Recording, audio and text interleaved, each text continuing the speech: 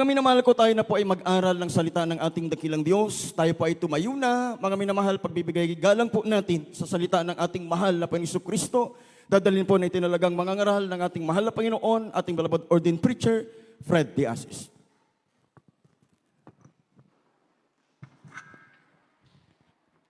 God bless you, beloved preacher, Father Rola. Tayo pinalangin ng mahal. Hallelujah. Hallelujah, hallelujah. Praise the Lord, hallelujah, praise the Lord. Maraming salamat, Malapit Jesus, sa matamis na presensya. Salamat po sa paglagay sa mga pag-awitan, sa mga patotoo, sa mga awitan ng Children's Choir, Lord's Choir, Youth Choir. Higit sa lahat sa awitan ng the Jesus Finest Generation Choir, mga tugtog instrumentalist, sa pagbibigay, salamat sa malaki yung matatapat, sa pag-aaral salita, malapit ko magpala, sa galakil ako magawa, umasalamang sa inyo. Hallelujah, hallelujah, sa mga bungang palalangin namin nagkala, mga pastor. Bless the children once again, O Lord, through your word. At actually, nasaway lahat ka ng kaaway. I bind the of Satan in the name of Jesus.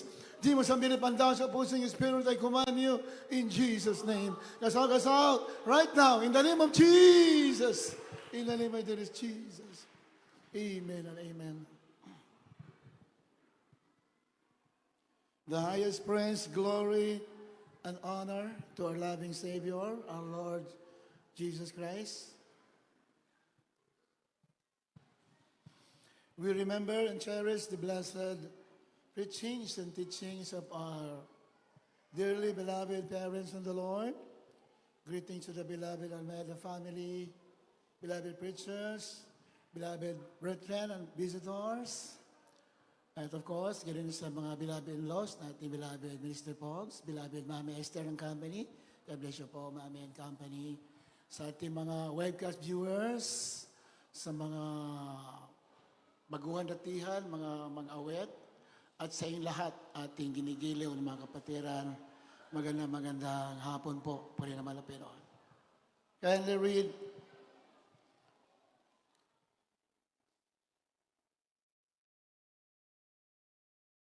Book of Prophet Ezekiel, chapter 1, verse 10. Tapos, ihanda rin po natin Revelation, chapter 4, verse 6 to 7.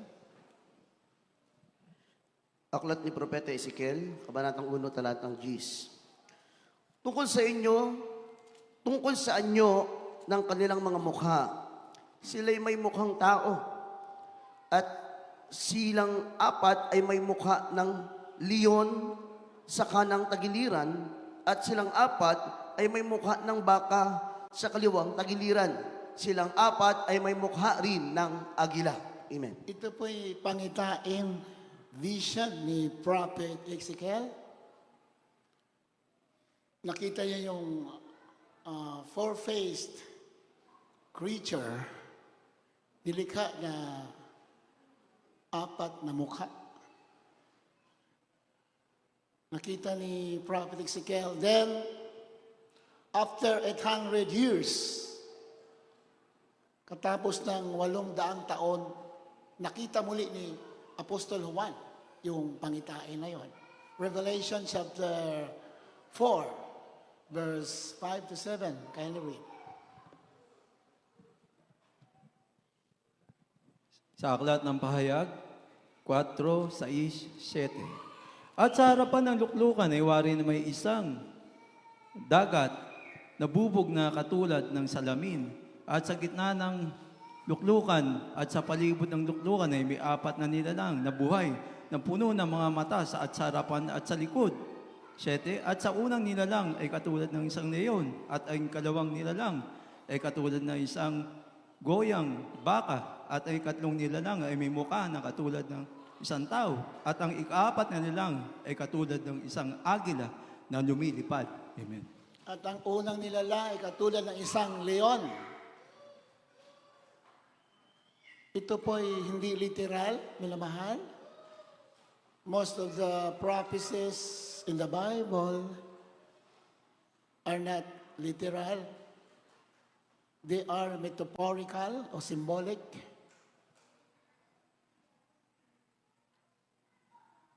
Yung una nakita, sa doon muna sa 5. Sa 5 muna. Verse 5. or 6, 7, 7. And the first beast was like a lion. Yung nakita ay katulad ng leon. So, 4 na mukha yung nakita. At ang ikalawang nilalang ay katulad ng isang guyang baka o baka. At ang ikatlong nilalang ay may mukhang katulad ng isang tao. At ang ika-4 na nilalang ay katulad ng isang agila na lumilipad. So, pinapakita dito yung mga bagay na mahalaga sa Diyos habang tayo naglilingkod. Amen? Yan po ang gusto ipakita sa atin. Mga bagay na mahalaga, although hindi natin matatapos ito, kasi masyado mahaba yan. We'll be continuing this on the next Sunday. Yung leon, that is the symbol of authority. Amen? Otoridad. Pag leon kasi, pag umatungal yung leon, talagang tiklop yung mga animals doon sa jungle, sa gubat. Lahat yun, tatakot sila pag umatungal yung leon. Naiwan ko yung notebook ko dyan na ablo. Pwede pa kiabot. Ayan.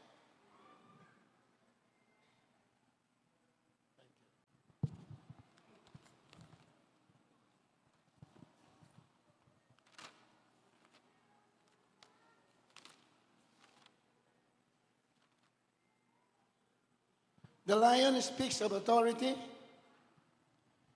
If we are to be effective in life, there comes a time when, like the lion, we need to roar with authority. Kung gusto natin maging epektibo sa paglilingkod natin, may mga panahon na dapat tayo ay umatungal katulad ng leon. Sabi sa 1 Peter 5:8, Satan is like a roaring lion seeking for someone whom he may devour. Si Satanas daw ay nagaan ring leon. Gaya-gaya kasi ang diablo, gaya-gaya lang yan. But he is not the true lion. The true lion is the lion of the tribe of Judah, and that was our Lord Jesus Christ. He is the lion of the tribe of Judah. And the children of God dapat may lingkod na katulad ng leon with authority. Amen?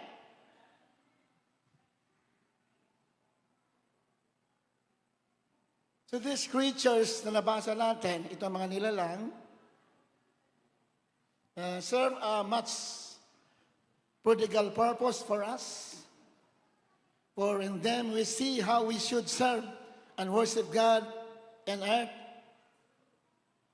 even as they do in heaven. Itong mga creatures, kung mabasa natin lahat yan, ay wala silang ginawa kundi sumigaw sa langit ng Holy, Holy, Holy, Lord God Almighty. Yan kanilang ginagawa doon. Kung mababasa mo lahat yung buong kapitulo na yan. So, sinasortin lamang natin. Sabi doon, they don't rest day and night. Hindi raw sila nagpapahinga araw at gabi. Doon sa langit. Yung mga nilalang na yan, represent.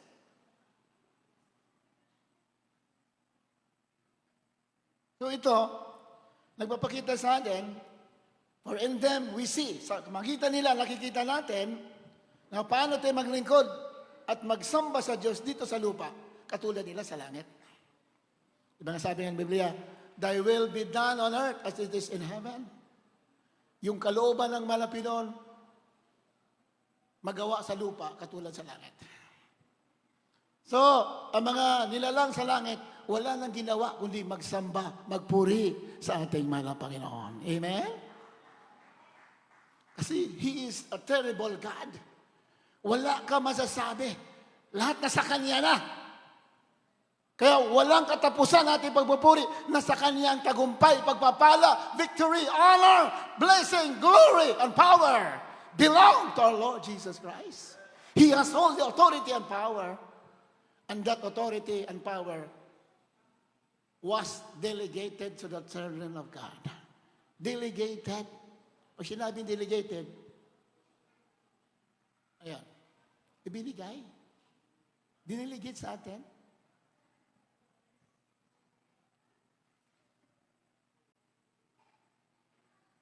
Kaya,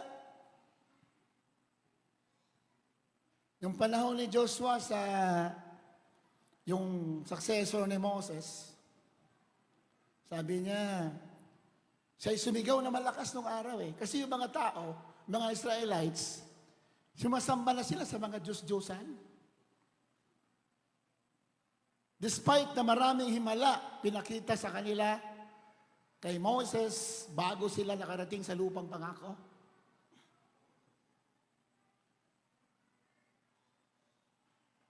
Sila po ay nakarating na sila sa lupang pangako, sumamba na sila sa mga Diyos-Diyosan. Yan po ang tendency ng mga tao, mga anak ng Diyos. Even in our time today, ang tendency ng tao, pintendency natin, sumamba sa Diyos-Diyosan. Yun ang mga tukso ng Diablo sa atin. Nung araw, literal ang Diyos-Diyosan ang sinasamba. Mga Revolto, may mga pangalan po, no? Sina Baal, sina Astaroth. Marami mga Diyos-Diyosan noong araw. In our time, hindi lamang po literal. Yung mga bagay na mahalaga sa atin kaysa sa Diyos, ang tingin ng Diyos yan, Diyos-Diyosan. Anything that replace God in our hearts and minds instead of God, ang tawag po, ang tingin ng Diyos yan, Diyos-Diyosan. Ano man yung nangingibabaw sa puso natin, Diyos-Diyosan ang tingin ng Diyos. Kaya, let's see to it na paglilingkod natin, una palagi ang ating mahal na Panginoon. Una! Laging una!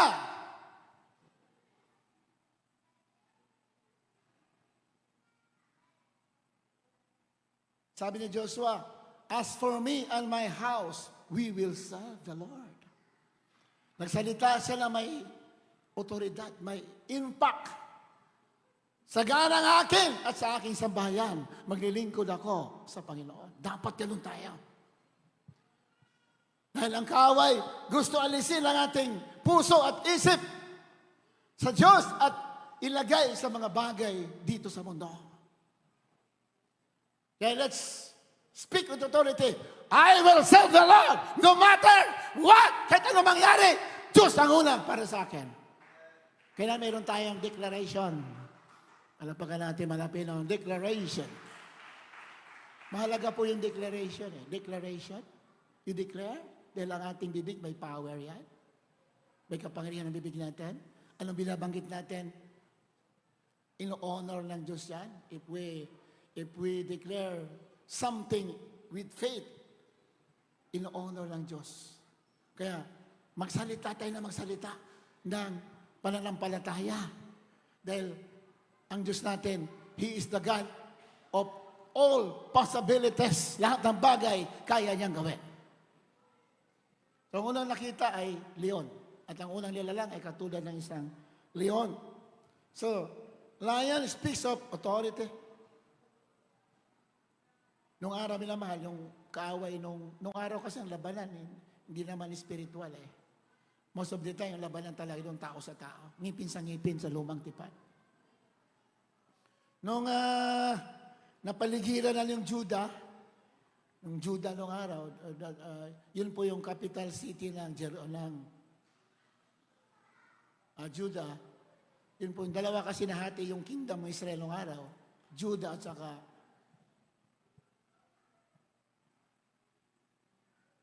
Israel. Dalawa yan. Judah, yung capital, yung Jerusalem, hanggang ngayon nandyan. Capital city ng Judah nung araw is Jerusalem. Israel ay Samaria. Nahati kasi yan. Nahati yung kaharian nung araw. Dahil sa pagsuway ng mga leader, pagsuway ng mga hari nila, ito nahati.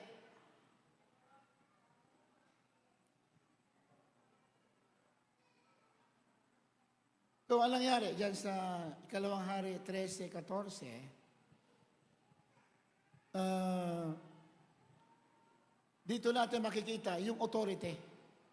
Pag yung ginamit mo yung authority mo, hindi ka mabibigo. Magtatagumpay po tayo talaga. Amen? Pinaikutan ng Juda yung at Jerusalem na pamumuno ni Haring Joas, pinaikutan ng mga kaaway na Syria, pinaikutan ng maraming sundalo. So ano nangyari? Dahil yung hari pumunta kay Prophet Elisha, humingi ng counseling, nagpa-counsel. Eliseo, prophet, one of the greatest prophets in the Old Testament. Yet, nagkasakit. So pinapakita lang na there's no permanent in the earth. Everything has to go away. People come and go. Kings come and go. Saints come and go. Prophets come and go. Walang nanatili. Pero pinagpala yung sumunod. Dahil sa buhay ng walang hanggan, wala nang katapusan. Hallelujah! Praise the Lord! At binaba siya at iniyakan siya ni Jehoas na hari ng Israel. At nagsabi, ama ko sabi ng hari. Grabe ang respeto ng hari sa prophet. Ama ko ang tawag. Ama ko. Ang mga karo ng Israel at ang mga nangangabayon niya. Sabihin, paano na ang karo ng Israel? Paano na ang mga sundalo? Matatalo sila, wala ka na. Yan ang ibig sabihin niya. Kasi si Prophet Elisha, yan ang nagpapayo sa hari, anong gagawin mo? Para hindi ka matalo ang iyong kaharian, mga kaaway. So, paano mga karo, mga chariot, mga soldiers of Israel? Paano na? O sumagot si Eliseo. 15.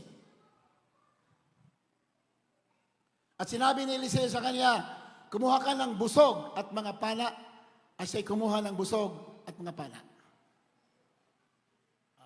16. At sinabi niya sa hari ng Israel, at sinabi niya sa hari ng Israel, ilagay mo ang iyong kamay sa busog, yung bo ba, busog, at iniligay niya ang kanyang kamay roon. Minamahal, makinig kayo mabuti. Para panahon na emergency, alam niyo ang gagawin ninyo. Amen?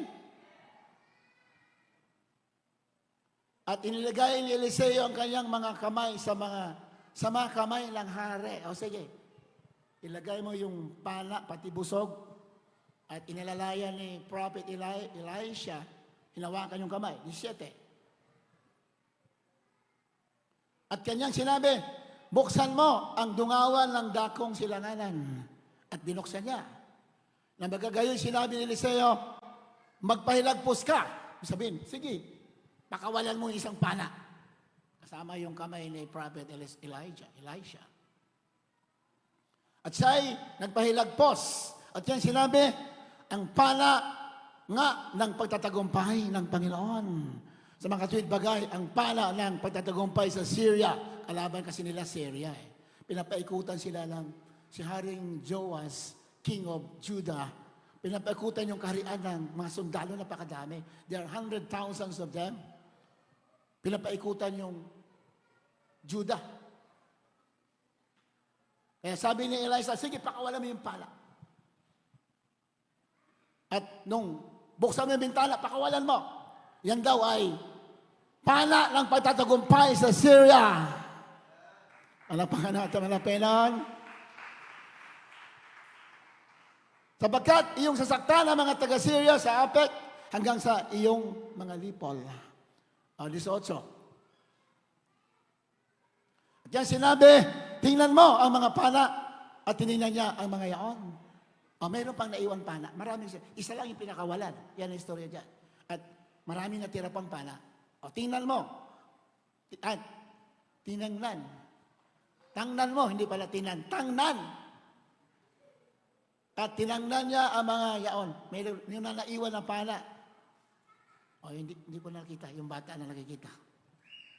At sinabi niya sa hari sa Israel, humampas ka sa lupa.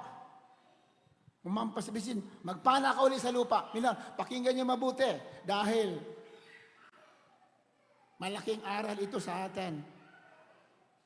Humampas ka sa lupa at siya humampas sa may katlo at tumigil.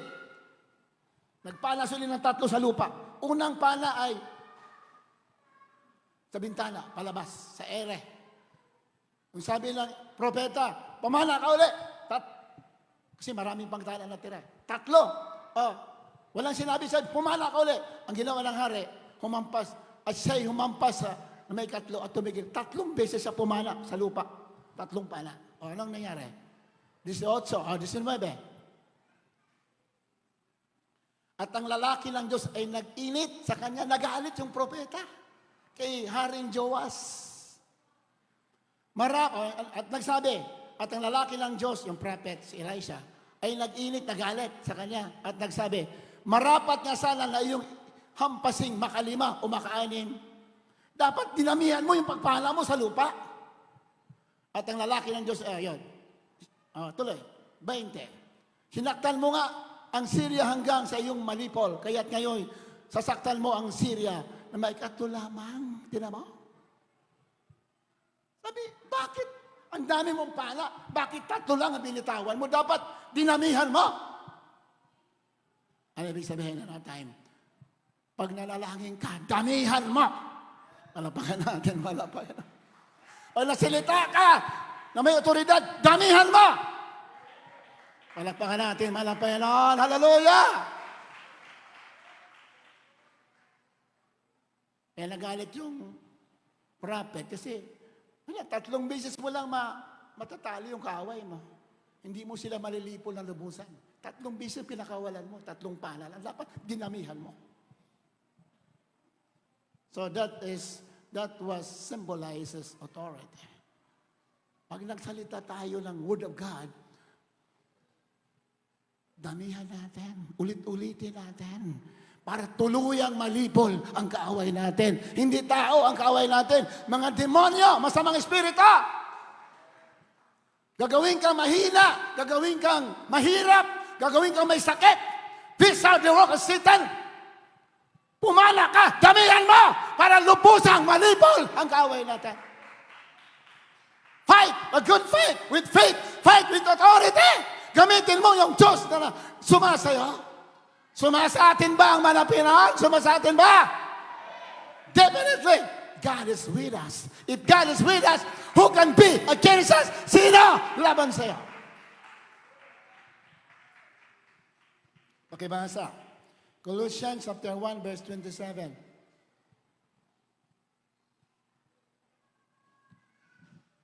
Colosas 1:27.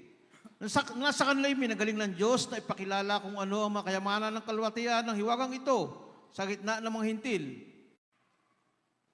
Na ito'y si Kristo na sa inyo, pag-asa ninyo sa kaluwalhatian. Sa English, Jesus Christ in you, the hope of glory. Ang pag-asa sa kaluwalhatian. Another translation of glory is power. Kaluwalhatian ay kapangyarihan. Ang Diyos na nanahan sa kaluwalhatian at kapangyarihan at liwanag. Hindi tayo basta-basta minamahal. Nasa atin ang ating malapinon, ang pag-asa ng kaluwalhatian. Pag-asa ng kapangyarihan, pag-asa ng kaligtasan, pag-asa, lahat na sa Kanya, lahat ng pag-asa. Wala dapat bigo, lahat matagumpay. Malapakan natin, malapinon. Amen? Kaya anong sabi ng prophet Hosea? My people are destroyed for lack of knowledge. Pakibasa. Prophet Hosea chapter 4, verse 6. Aklat ni Propeta Oseas 4:6. At ang aking bayan ay nasira dahil sa kakulangan ng kaalaman. Sapagkat ikaw ay nagtakwil ng kaalaman, akin namang itatakwil ka upang ikaw ay huwag maging saserdote ko, yamang iyong nilimot ang kautusan ng iyong Diyos. Akin namang kalilimutan ang iyong mga anak. Tingnan mo. My people are destroyed for lack of knowledge. Saan knowledge? Napapahamak daw ang kanyang bayan dahil kulang daw sa kalaman. Saan na kulang sa kalaman? Kalaman sa salita ng Diyos. Ang bayan daw niya, napapahamak, kulang sa kalaman. Kulang sa pagmuni-muni ng Word of God. Minsan nga, nangangaral tayo. Iba naman, nagkikwentuhan lang doon sa malayo. Paano ka mapupuno ng kalaman? Di ba, mahal?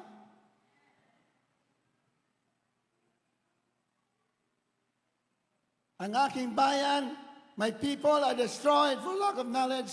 Hindi sinabi, ang aking bayan ay napapahamak dahil sa kulang sa pananalangin. Hindi. Ang aking bayan ay napapahamak dahil kulang sa pag-ayuno. Hindi. Ang sinabi, napapahamak ang bayan dahil kulang sa kaalaman. Walang masama sa panalangin, pag-ayuno. Maganda yan. Pero, pag kulang ka sa kaalaman, sabi ng Biblia, my people are destroyed for lack of knowledge. Kailangan alam mo ang salita ng Diyos. Nandyan lahat ang sikreto. Paano ka magtagumpay sa paglilingkod sa ating mahal na Panginoon.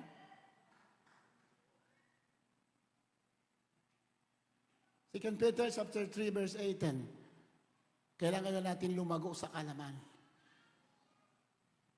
2 Peter chapter 3 verse 18 bago natin ituloy itong Revelation chapter 4.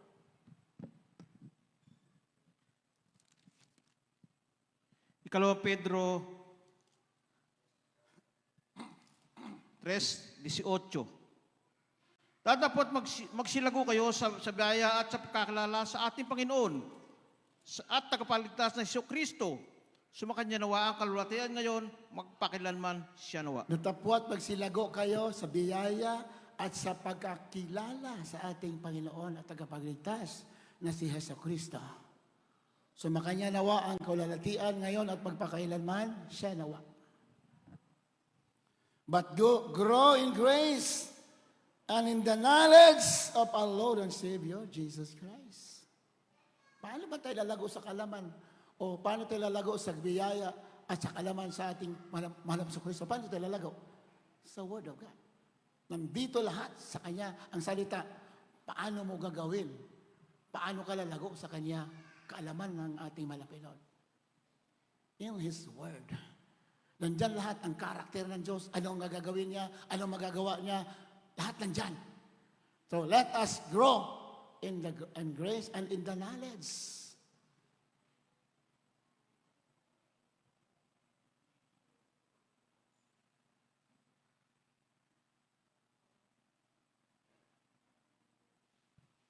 So dito, balik tayo sa leon.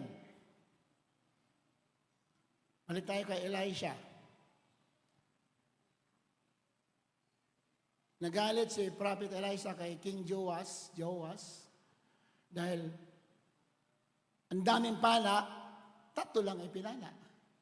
Di ba? What a lesson for us. Ang dami mong dapat gawin, bakit yun lang ang ginawa mo? Ang dami mong dapat angkinin, bakit hindi mo inangkin lahat? Palapakan natin, malapay na. Ang dami mong dapat malaman, bakit hindi mo inalam, tumigil ka? Di ba? Ganyan sa banal na kasulatan. Kaya nga sabi doon, meditate the word day and night. Pagbulay-bulayan mo ang salita ko, araw at gabi, so that you become prosperous. Pinagpala ka. Mayroon kang good success. Negosyo mo, successful. Trabaho mo, successful. Hindi ka huli, una ka. Ganyan ang Diyos. But, the prerequisite, you have to meditate the word day and night. O, ulit-ulit natin yan. Pag sinabi meditate, hindi po, mali po yung meaning sa dictionary. Doon tayo sa Word of God ang meaning ng dictionary. Meaning ng meditate. Haga po sa Hebrew, yung lumang tipan kasi, ang original na lingwahe yan ay Hebrew. Haga, Hebrew. Pag sinabing haga, kahit hanapin nyo yan, ang meaning. Pinabing haga, nagsasalita. Meditation is speaking. Pwedeng louder, pwedeng pabulong. Yun po ang ibig sabihin ng haga. You speak constantly. Palagi mong binabanggit. You're muttering, you're murmuring. Yun ibig sabihin ng, di ba yung nagmamurmur? Nakita niyo nagreklamong tao, di ba?